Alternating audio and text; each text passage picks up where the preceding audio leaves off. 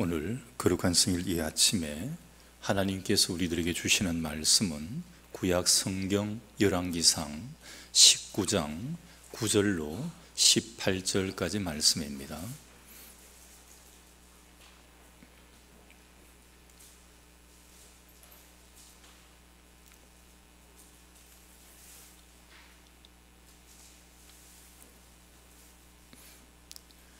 엘리야가 그곳 굴에 들어가 거기서 머물더니 여호와의 말씀이 그에게 임하여 이르시되 엘리야야 내가 어찌하여 여기 있느냐? 그가 대답하되 내가 만군의 하나님 여호와께 열심히 유별하오니 이는 이스라엘 자손이 주의 언약을 버리고 주의 제단을 헐며 칼로 주의 선지자들을 죽였으며오며 오직 나만 남았거늘 그들이 내 생명을 찾아 빼앗으려 하나이다. 여호와께서 이르시되 너는 나가서 여호와 앞에서 산에 서라 하시더니 여호와께서 지나가시는데 여호와 앞에 크고 강한 바람이 산을 가르고 바위를 부수나 바람 가운데 여호와께서 계시지 아니하며 바람 후에 지진이 있으나 지진 가운데에도 여호와께서 계시지 아니하며 또 지진 후에 불이 있으나 불 가운데에도 여호와께서 계시지 아니하더니 불 후에 세미한 소리가 있는지라 엘리야가 듣고 겉옷으로 얼굴을 가리고 나가 굴 어귀에 섬에 소리가 그에게 임하여 이르시되 엘리야야 내가 어찌하여 여기 있느냐?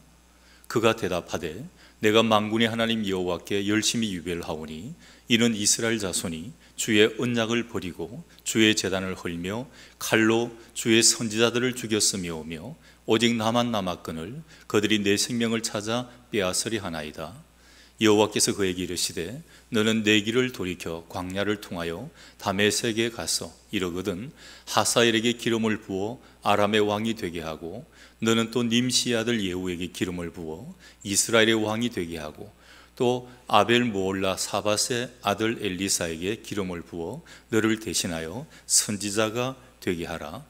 하사엘의 칼을 피하는 자를 예후가 죽일 것이요 예후의 칼을 피하는 자를 엘리사가 죽이리라. 그러나 내가 이스라엘 가운데 7,000명을 남기리니 다 바알에게 무릎을 꿇지 아니하고 다 바알에게 입맞추지 아니한 자라. 아멘. 말씀 위에 기도합니다. 하나님, 하나님의 귀한 말씀을 받고자 합니다. 우리의 심령의 문을 활짝 열어 주옵소서. 우리의 눈이 세상을 향하고 있다면 눈을 들어 하늘을 향하게 하시고 우리의 심령이 세상의 재리를 바라보고 있다면 우리의 마음 문을 열어 하나님을 바라보게 하여 주옵소서. 영의 눈을 띄우시고 영의 귀를 띄우시고 아버지 하나님 우리의 입술을 열어 주시옵소서. 오늘도 하나님의 귀한 말씀이 우리의 심령과 관절과 골수를 찔러 쪼개게 하여 주옵소서. 부족한 좀 감추시고 하나님 직접 말씀하여 주옵소서. 예수님 이름으로 기도드리옵나이다. 아멘. 운동 경기에는 언제나 승리하는 사람이 있고 또 패배하는 사람들이 있습니다. 1등이 있는가 하면 2등도 나오고 또 꽁등도 나오게 됩니다. 2008년도 한 신문에 이런 기사가 있습니다. 배짱 넘버원 신지혜, 큰 경기에 강하다, 그의 우승 비결 3가지, 이런 아주 타이틀 기사가 나와가지고 있습니다. 골프, 여자 골프 4대 메이저 대회 중에 하나인 브리티시 여자 오픈에서 초청 선수로 갔다가 거기서 우승을 한 한국 선수 신지혜에 대한 이야기입니다. 키가 156cm밖에 되지 않습니다. 굉장한 신체적인 핸디캡을 가지고 있죠. 별로 그렇게 유명한 그런 사람도 아니었습니다. 그런데 이 신지혜가 4대 메이저 대회 중 한 대회에 우승을 한 것입니다. 나이도 26살의 어린 나이였습니다. 키도 작았습니다. 그는 우승 비결을 3가지로 말하고 있습니다. 첫 번째 비결은 강한 정신력과 낙천적인 성격입니다. 부담은 누구에게나 있다. 우승했던 선수는 우승에 대한 부담이 있고 또 그 대회에 뭔가 성적이 저조했던 선수는 또 저조했기 때문에 다음 대회에 대한 부담을 가지고 있다. 하지만 나는 그런 부담을 부담으로 받아들이기보다는 하나의 심리 상태로 여기고 그 긴장을 즐기는 편이다. 극도의 긴장 상태에서도 짜릿한 감정을 느낀다. 두 번째는 깊은 신앙심입니다. 긴장되는 상황에서 나는 마음속으로 기도합니다. 그러나 그 기도가 볼이 홀리는 되게 해주십시오, 이렇게 기도하지는 않습니다. 단지 하나님 집중력을 주십시오, 이렇게 기도합니다. 참고로 신지혜 선수는 전남 영광에 있는 목사님의 딸입니다. 그리고 마지막 세 번째 비결은 끊임없는 노력입니다. 신지혜 선수가 말을 합니다. 내 플레이가 남들에게 완벽하게 보이고 참 쉬워 보여도 나 자신에게는 그렇지 않습니다. 플레이가 잘 되는 날도 또 이게 어려운 날도 다 골프는 어려운 것입니다. 모든 샷은 고도의 집중과 치열한 준비 작업의 결과입니다. 대회 우승에는 선수가 가지고 있는 정신력도 필요하고 신앙과 기도 그리고 체력과 노력이 뒤따랐음을 우리는 보여주고 있습니다. 그러나 이 세 가지를 완벽하게 갖추었다고 해도 우승을 다 한다는 보장은 없다는 것입니다. 노력을 했는데도 불구하고 만일에 우승을 하지 못하고 패배자가 되게 되면 매스컴은 싸늘하게 말을 합니다. 연습 부족이다, 집중력이 부족하다, 게을렀다, 뭔가 기술이 모자랐다. 승부의 세계에 들어가 보면 우리는 이런 비난이 아주 심한 것을 볼 수가 있습니다. 인생의 목표를 향해 도전하다 보면 어떤 때는 성공할 때도 있습니다. 어떤 때는 실패할 때도 있습니다. 항상 성공의 길만 인생은 있는 게 아닙니다. 운동 경기뿐만이 아니라 무엇이든 목표를 향해 달려온 사람들은 긴장의 연속선상에 있음을 볼 수가 있습니다. 이러한 팽팽한 긴장감을 이길 수 있는 마음이 준비되어 있지 않으면 아예 목표를 포기하는 모습도 나타납니다. 여러분, 요즘 자살하는 사람들이 많잖아요. 서울에는 한강에 다리가 굉장히 많습니다. 예전에 6.25 전쟁이 났을 때는 다리가 하나밖에 없어서 그 다리를 폭파시키고 막 이렇게 해서 못 건너온 사람들이 막 아수라장이 나고 이렇게 했던 적이 있었는데, 그 뒤에 이 한강 다리가 많이 생겼어요. 예전에는 이 다리 이름을 제1한강교, 2한강교, 3한강교 하다가 요즘은 이름을 좀 어렵게 바꾸었습니다. 한남대교, 성수대교, 머선대교 이름을 다 붙였어요. 이제 1, 2, 3, 4가 없어졌어요. 예전에 어떤 가수가 제3한강교라는 노래를 불렀지 않았어요. 근데 그걸 지금 그 노래 가사를 가지고 서울에 가서 제3한강교를 아무리 찾으셔도 제3한강교는 없습니다. 이름이 바뀌어버린 것이죠. 그래서 여러 가지 이렇게 다리들이 쭉 이렇게 나여 가지고 있습니다. 이렇게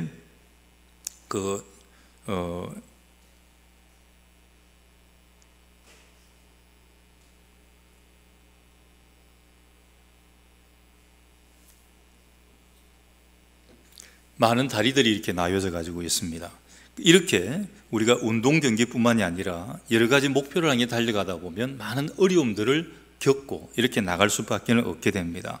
그래서 이러한 팽팽한 긴장함을 이길 수 있는 마음이 준비되어 있지 않으면 아예 목표를 포기하는 이런 모습도 나타나게 된다는 것입니다. 긴장과 실패를 겪지 않기 위해서는 한평생 아무것도 하지 않으며 살아가면 됩니다. 실패하지 않으려고 하면 안 하면 됩니다. 가만히 있으면 됩니다.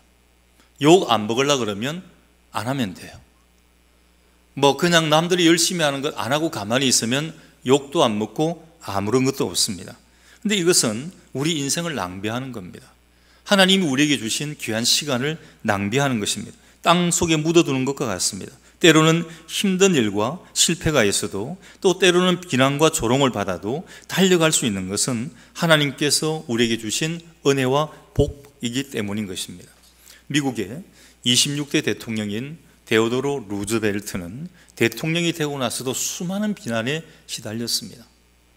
여러분, 대통령이라고 하는 자리, 지도자라고 하는 자리가 쉬운 자리가 절대 아니에요. 사람들이 만일 내가 100명의 지도자면 100사람이 말을 합니다. 우리나라 같으면 우리나라 인구가 한 5천만 정도가 된다 그러면 5천만이 말을 하는 거예요. 미국의 대통령 같으면 한 2억 명이 넘겠죠. 한 2억 명이 말을 하는 겁니다. 그러니까 각 나라마다 아니면 마을에도 예를 들어 이장님들이 있어요. 마을 2가 크면 이장이 그 2에 속한 사람들이 많으면 또 한마디씩 하면 참 많습니다. 그래서 어떤 분은 깨달아요. 밑에서 이 말 저 말 하다가 내가 막상 지도자가 되어 보면 정말 당황하는 경우를 보게 됩니다. 아, 이렇구나. 지도자라고 하는 게 이렇게 어렵고 힘이 드는 것이구나. 이렇게 알게 되는 것입니다. 루즈벨트는 또 신체적인 핸디캡이 있지 않았습니까? 그는 좀 이렇게 걸음 걷는데 좀 불편함이 있었어요. 대통령인데도. 그걸 싸잡아 가지고 비난을 하고 하는 이런 여러 가지 일들이 많았습니다. 그런데도 그는 자기의 신임을 확고하게 이렇게 말을 합니다. 비판하는 사람들의 말에 연연하지 말라. 그들은 자신들보다 힘센 사람들이 어떻게 걸려 넘어지는가를 찾아내려고 한다. 어떤 사람들이 무슨 말을 하려고 할 때 그것을 잘하는가 지켜보기나 하는 그런 사람들이다. 경기장에서 뛰는 사람들을 보면 그들의 얼굴은 먼지와 땀과 피로 범벅이 되어 있지만 용감하게 싸운다. 그들은 종종 실수할 때도 있다. 왜냐하면 실수와 결점이 없는 노력은 어디에도 없기 때문이다. 그들은 자신이 해야 할 일을 감당하기 위해 최선을 다한다. 그들은 대단한 열정을 소유하고 있고 가치 있는 일에 헌신할 줄 안다. 그들은 최악의 경우에는 대담하게 일을 하는 동안 실패를 할 수도 있다. 회색 지대에 있어서 앉아서 기꺼이 고생을 감내하지도 못하고 그렇다고 인생을 즐기지도 못한 채 승리의 기쁨이나 실패의 쓴맛중 그 어떤 맛도 맛보지 못하는 불쌍한 영혼들 부류에 들어가는 것보다는 차라리 힘들고 어려운 일에 도전을 하거나 온갖 실패를 무릅쓰고 결국에는 영광스러운 성공을 얻는 것이 훨씬 낫다. 이 말을 요약하면 도전하지 않고 앉아있는 것은 너무나 잘못됐다는 것입니다. 여러분, 도전하다 보면 욕도 먹어요. 실패도 합니다. 내 걸 다 잃어버릴 수도 있습니다. 그러나 그것이 절대 나쁘다라고 말하지 않습니다. 성공했던 사람들 보십시오. 위인들이나 재벌의 총수들 보면 첫 번에 한 번에 성공했던 사람들이 없어요. 다 한 번, 두 번, 세 번 많은 실패가 쌓여서 그게 자산이 되어서 나중에 성공을 이루는 초석이 되었다는 사실입니다. 인생은 실패하는 것을 염두에 두면서 부딪혀 가는 것입니다. 인생에 정열을 쏟아 부을 수 있을 때 성공도 있지만 실패할 수도 있습니다. 낙담과 조롱도 있지만 열심히 하다 보면 언젠가 성취되는 삶을 누릴 수가 있는 것입니다. 오늘 본문에 하나님의 선지자 엘리야가 등장을 합니다. 오늘 본문 읽어보면 여러분 좀 암울하잖아요. 우리는 알 때 능력의 선지자의 대표는 엘리야다. 그래서 예수님께서 변화산상에 서셨을 때 양쪽에 모세와 엘리야가 섰잖아요. 율법의 대부가 되는, 대명사가 되는 모세와 능력의 대부가 되는, 대명사가 되는 엘리야가 예수님 양쪽에 선 거예요. 그렇게 모든 능력 그러면 이 모든 능력의 대명사가 되는 이 엘리야인데 오늘 본문의 엘리야는 그런 모습이 전혀 아닙니다. 실패하고 또 죽기를 원하고 그냥 살기가 싫어지는 아주 무기력한 모습의 엘리야를 만날 수가 있습니다. 그러니까 하나님의 선지자인 엘리야도 낙심도 하고 실패했습니다. 엘리야는 성공의 사람이었고 불같은 열정의 사람이었습니다. 앞에 보면 바알과 아세라 선지자 850명하고 혼자서 대결을 해가지고 조금도 굴하지 않고 거기서 승리를 거두었던 능력의 선지자입니다. 오직 하나님만 의지했습니다. 아무것도 의지하지 않았습니다. 갈멜 산상에 올라가서 그들과 대결해서 승리했습니다. 용감하고 결단력이 있는 신앙의 인물이었습니다.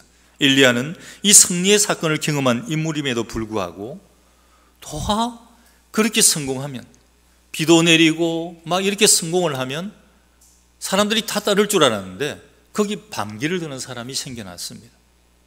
왕이었던 아합과 왕비였던 이세벨이었습니다. 자기들이 그렇게 소중하게 여기던 이방의 선지자를 850명이나 다 죽여버렸다. 너가 능력을 행했지만 3년 6개월 동안 비 오지 않는 이 땅에 비를 내리게 했지만 죽여야 되겠다.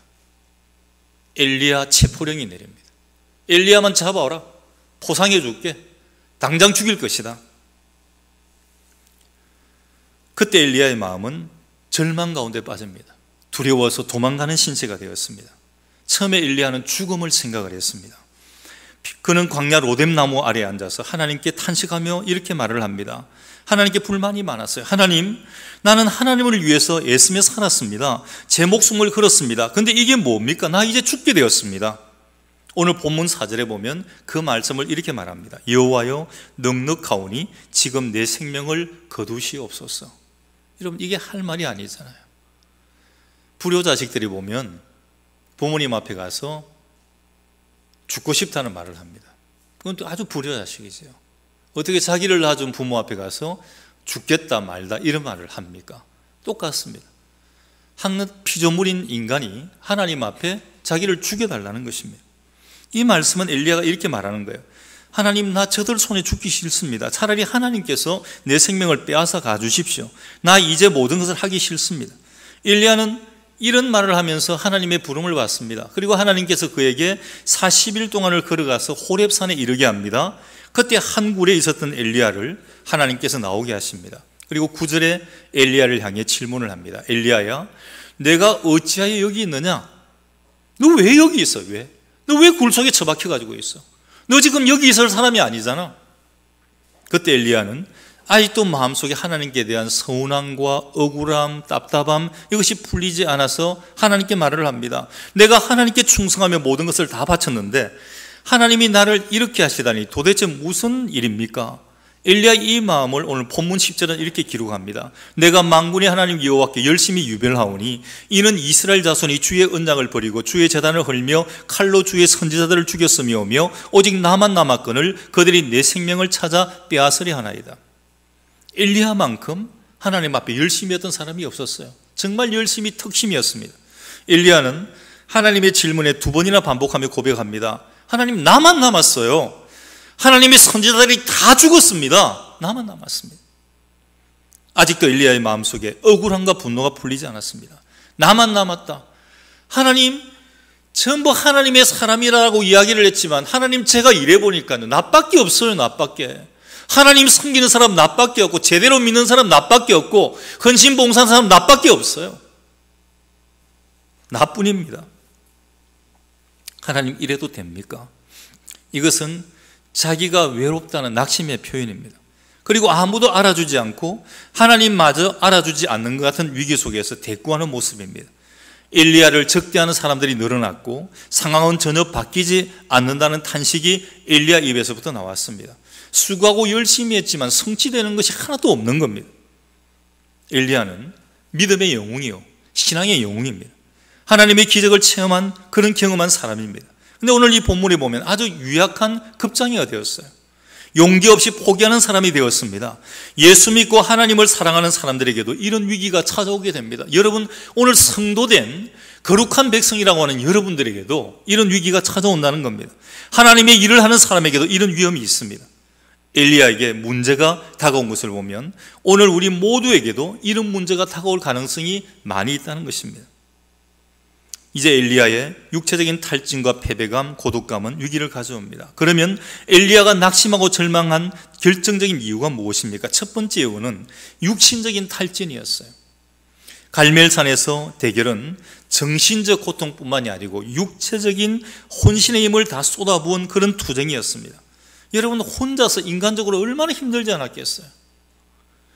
아침부터 저녁까지 투쟁하면서 850대 1로 싸웠어요. 한 명도 아닙니다. 850명입니다.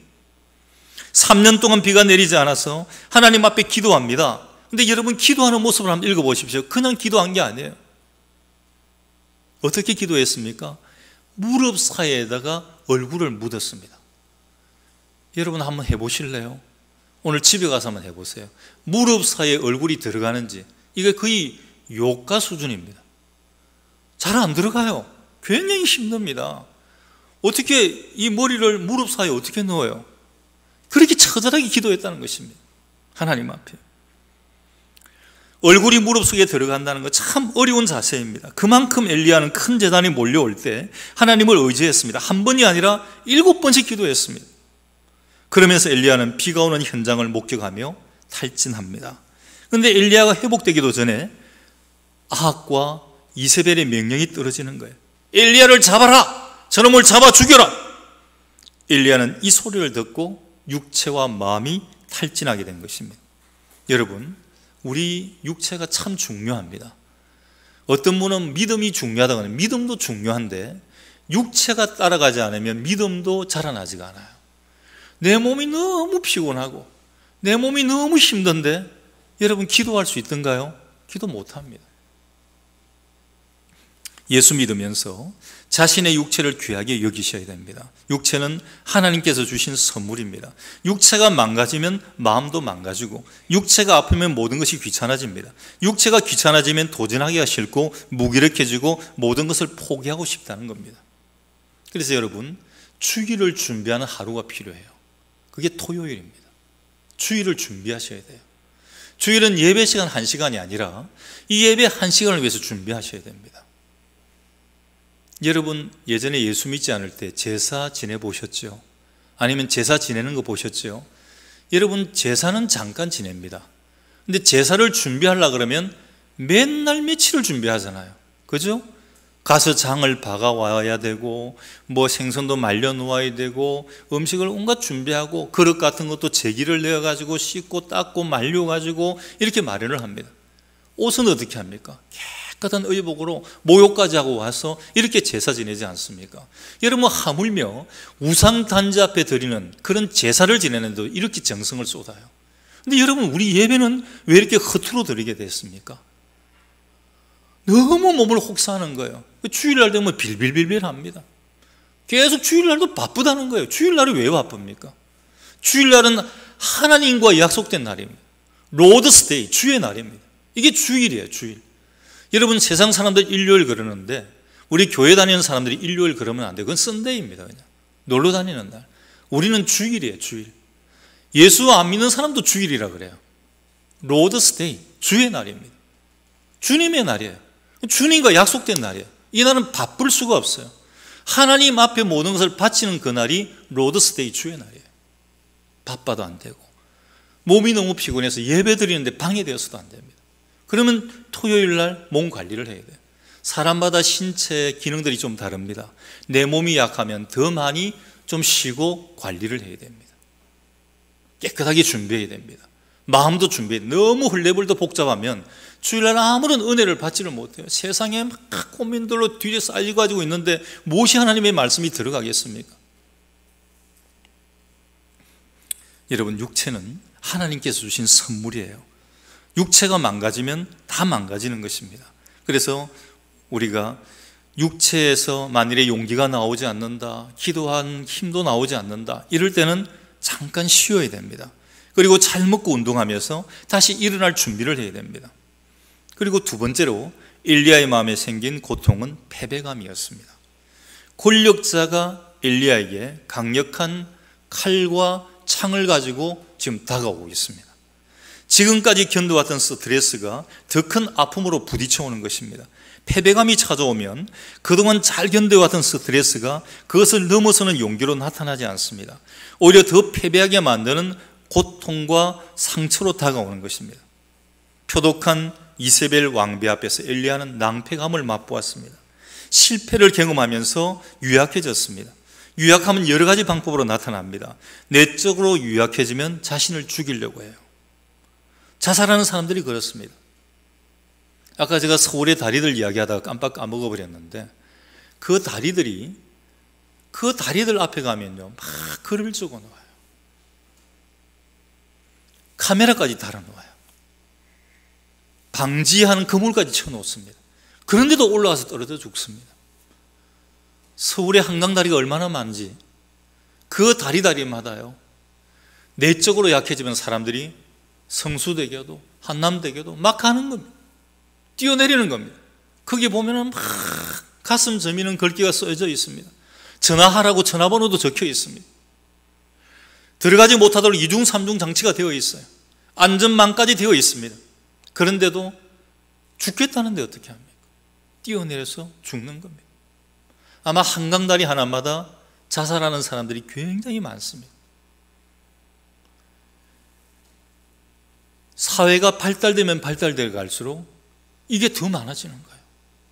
가진 사람도 죽어요. 권력자도 죽어요. 가난한 자도 죽어요. 내적으로 유약해지면 자신을 죽이려고 합니다. 자살하는 사람들이 바로 그런 겁니다. 너무 유약하기 때문에 거칠어진 마음을 자기 자신에게 쏟아붓는 것입니다. 그런데 이게 반대로 바깥으로 표현하게 되면 난폭하고 사나워집니다. 여러분, 사나운 사람들이 있잖아요. 말만 하면 싸우려는 사람. 요즘 정치권이 꼭 그렇더라고요. 말 한마디 하면 단어 하나 딱 뽑아가지고 꼬투리 잡잖아요. 전체를 읽어보면, 전체를 들어보면 그게 아니에요. 보면 삼적 동자도 아는 내용이에요. 그런데 딱 단어 하나만 잡아가지고 야, 이거 잘못됐다, 이렇게 꼬투리 잡잖아요. 우리가 대인관계 할 때도 그런 사람들이 있습니다. 아니, 전체적으로 좋은 말을 했습니다. 근데 그 중에 꼭 한 단어만 잡아내는 거예요. 그래가지고 어렵다, 그래가지고 공격하는 것입니다. 자신의 연약함과 열등감에 대한 해결책을 찾고 싶어 합니다. 그러나 연약하기 때문에 잘 안 되는 겁니다. 엘리야 선지자조차도 자살을 생각을 했습니다. 세 번째로 엘리야는 엄청난 외로움과 고독감에 사로잡혔습니다. 자신을 위해주는 사람이 없고 자신만 홀로 남은 것 같았습니다. 하나님도 자기의 마음을 몰라주는 것 같았어요.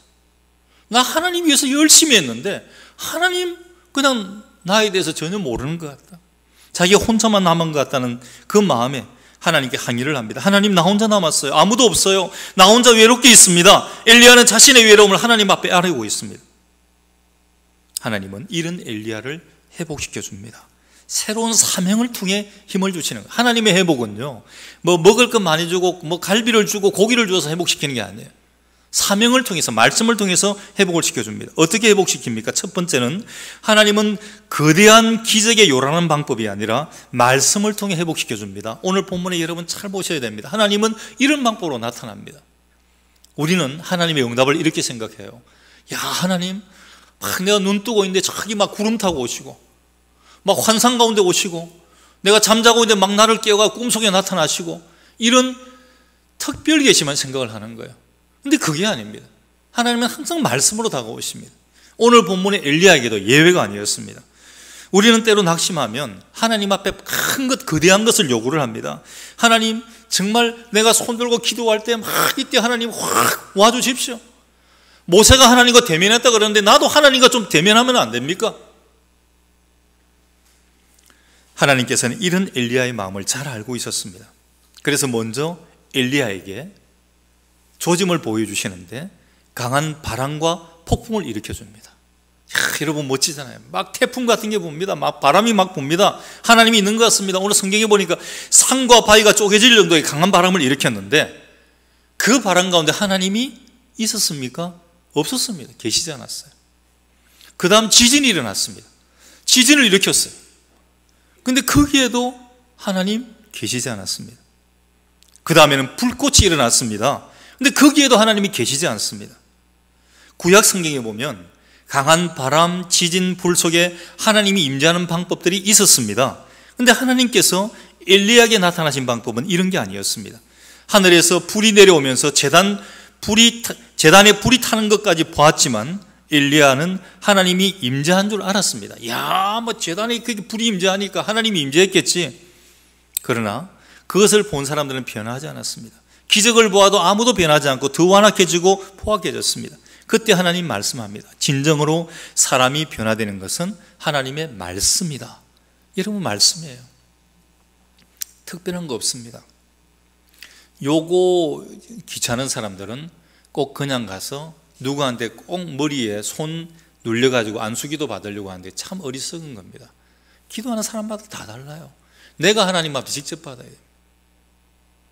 하나님은 주십니다. 말씀을 통해 주세요. 이미 이 성경 66권은 하나님께서 우리에게 이미 계시로 주신 말씀이에요. 이 안에 응답이 다 들어가지고 있습니다. 나 성경 10번도 읽었는데 그런 거 없던데요.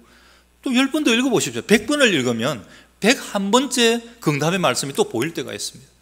내가 그렇게 수백 번을 봤는데 그냥 지나쳤던 말씀이 오늘은 그게 응답으로 다가올 때가 있다는 겁니다.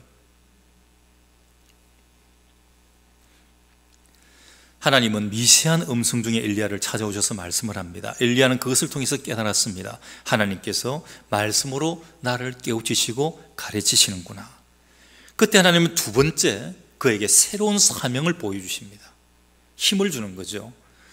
도망가지 마라. 문제가 있다고 도피하지 마라. 여러분, 인생의 위기가 닥쳐왔을 때 잠시 쉬셔도 괜찮습니다.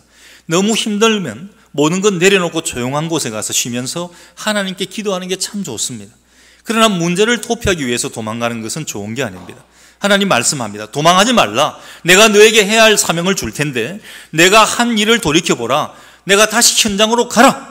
사람들이 고통받고 위험과 위기가 있는 자리로 돌아가라. 도망 다니지 마라. 거기에 피신하지 마라. 다시 돌아가라. 그러면서 하나님이 주신 사명이 있습니다. 3가지였죠.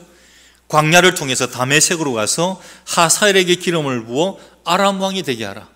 자, 아람 왕을 되도록 안수하라는 겁니다. 기름 부으라는 겁니다. 님시 아들 예후에게 기름을 부어 이스라엘 왕이 되게 하라. 북이스라엘 왕에게 기름을 부으라는 겁니다. 그리고 후계자 엘리사를 택해서 기름을 부어 새로운 지도자를 세우라는 겁니다. 2명의 왕을 세우고 한 사람의 영적인 지도자를 세우는 사명을 하나님께서 엘리야에게 주셨다는 것입니다. 하나님께서 엘리야에게 새로운 사명을 주셨을 때 엘리야는 힘과 용기를 내기 시작을 합니다.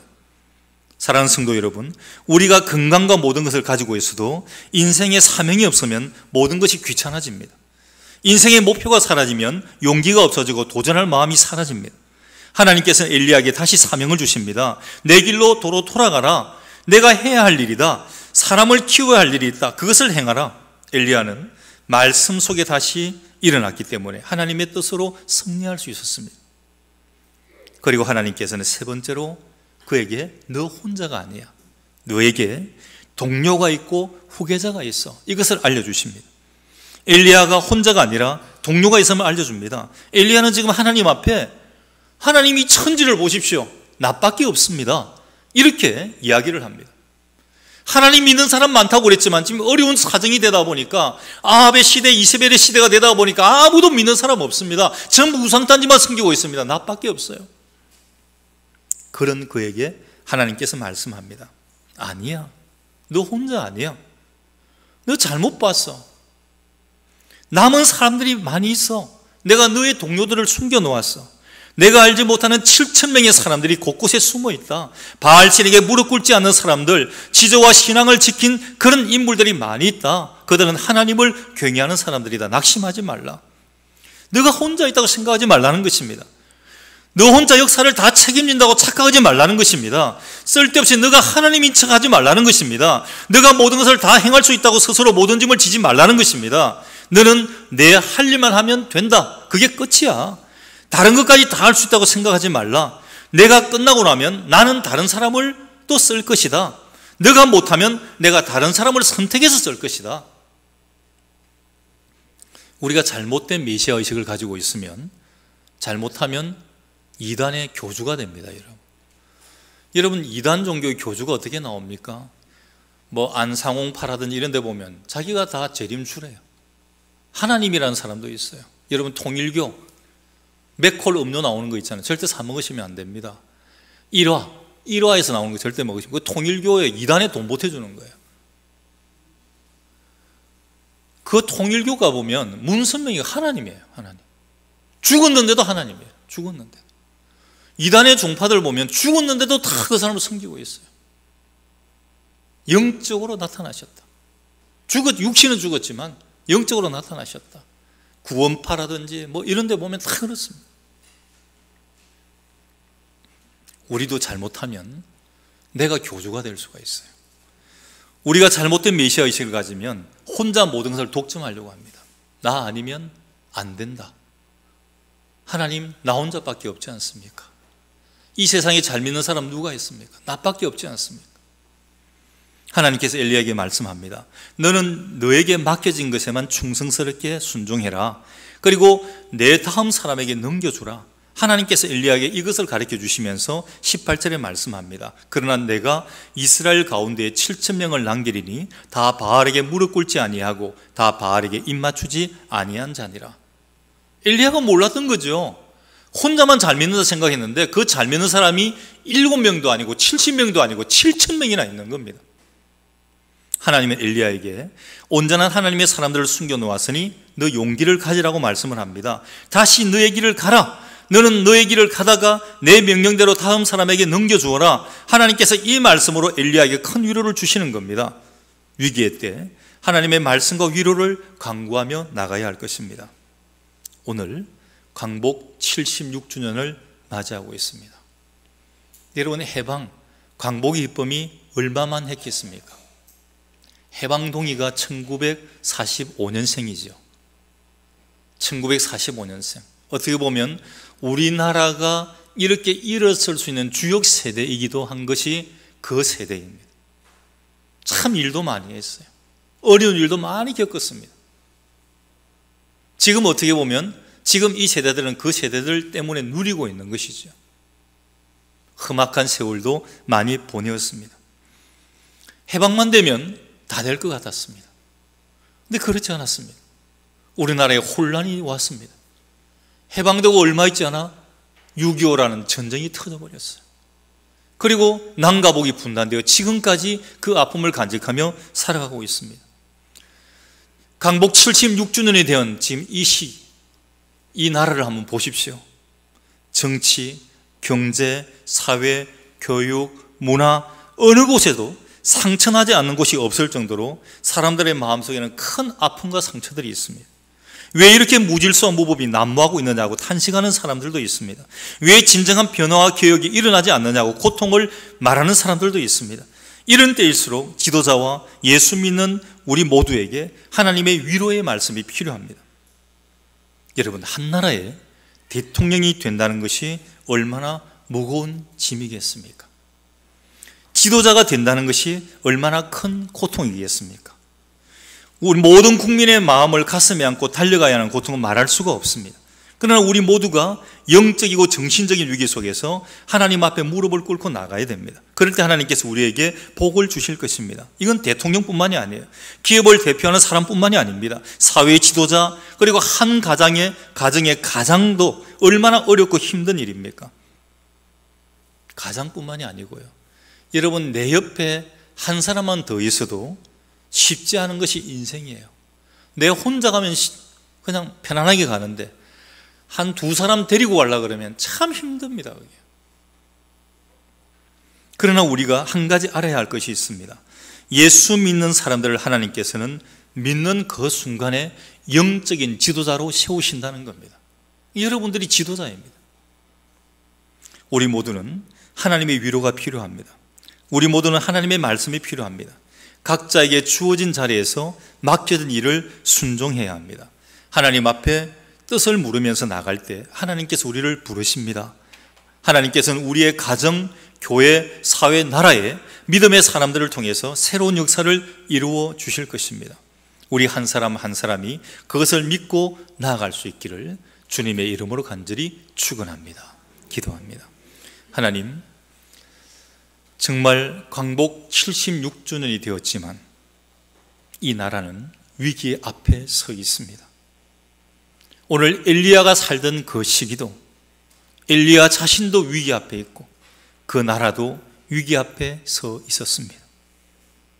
하나님은 그 위기를 말씀을 통해서 그리고 사명을 통해서 극복해 나갈 수 있도록 길을 열어주셨습니다.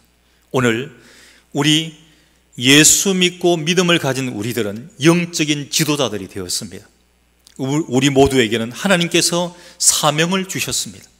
이제 세상의 어떤 육적인 목표가 아니라 하나님이 주시는 그 사명을 가지며 나아갈 때 우리는 곤비치 아니하고 지치지 아니하고 쓰러지지 아니할 것입니다.